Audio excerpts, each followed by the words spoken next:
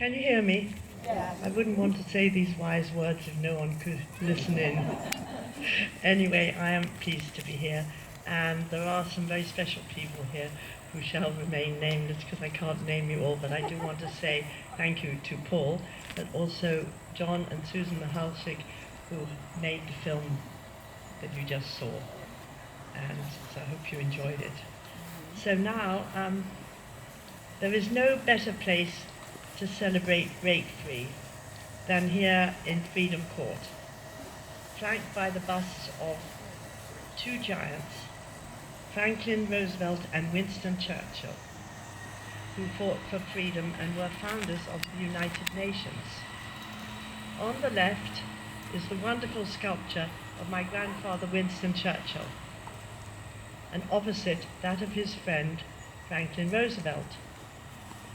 They continue to enjoy their friendship and company here even today. And without the personal relationship, the world would have been a different place. Both these leaders deserve the words of Edward R. Murrow and Jack Kennedy, who said of my grandfather, he mobilized the English language and sent it into battle. Well, they were all good at words.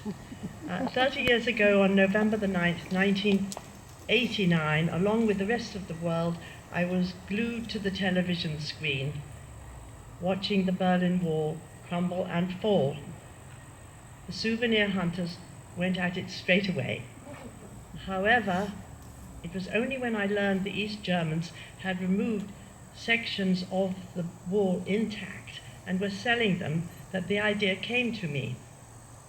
Wouldn't it be wonderful if I could get a piece of the wall, make a sculpture out of it, and place it at Westminster College, Fulton, Missouri, linking the Berlin Wall with my grandfather's 1946 Iron Curtain speech. I will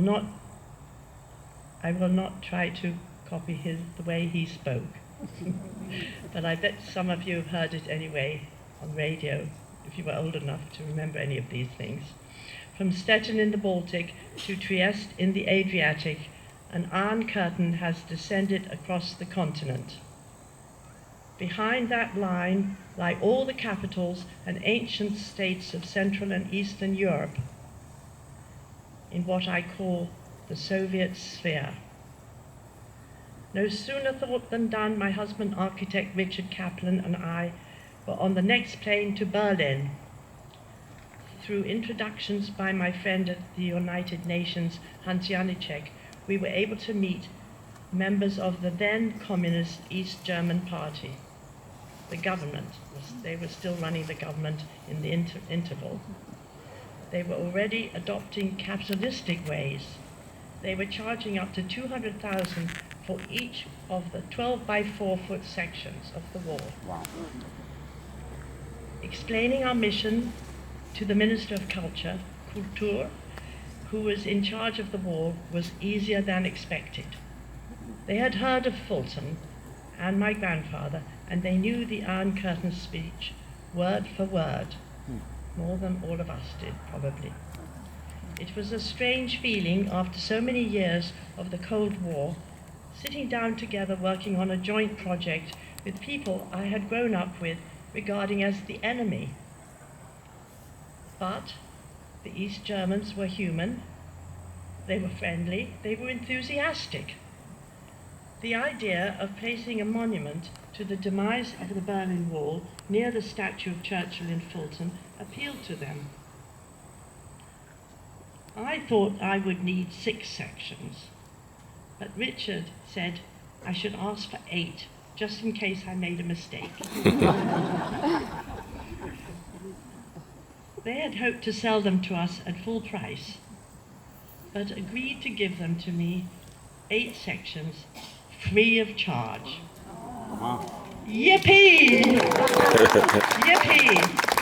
Without more ado, Richard and I went off to the large yard where several hundred of the better-looking sections of the wall were set up row after row, He photographed nearly all of them, and then we took the pictures back to the hotel and laid them on the bed and decided which ones we should go for.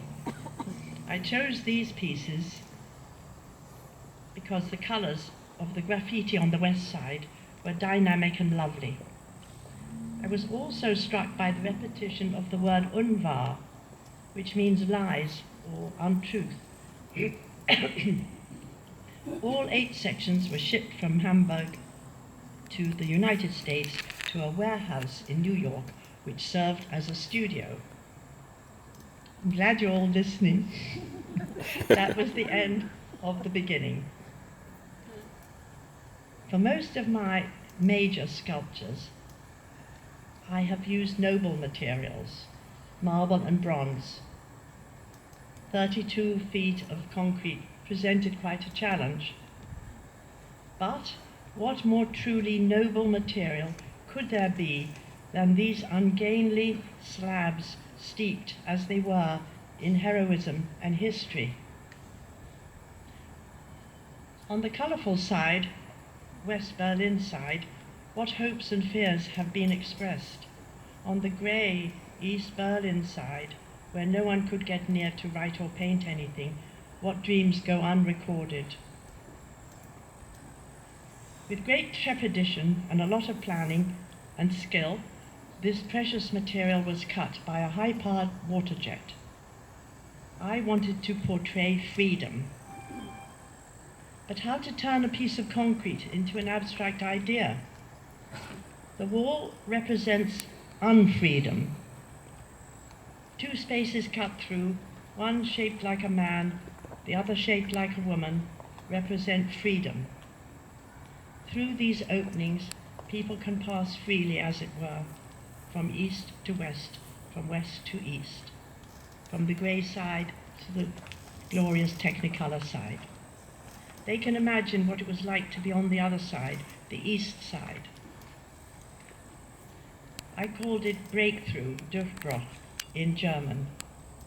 Breakthrough was dedicated by President Ronald Reagan 1 year exactly after the fall of the Berlin Wall. He had previously demanded, "Mr. Gorbachev, tear down this wall." After describing in detail the horror of the Cold War, Reagan said with a happy smile, "Today we come full circle from those anxious times."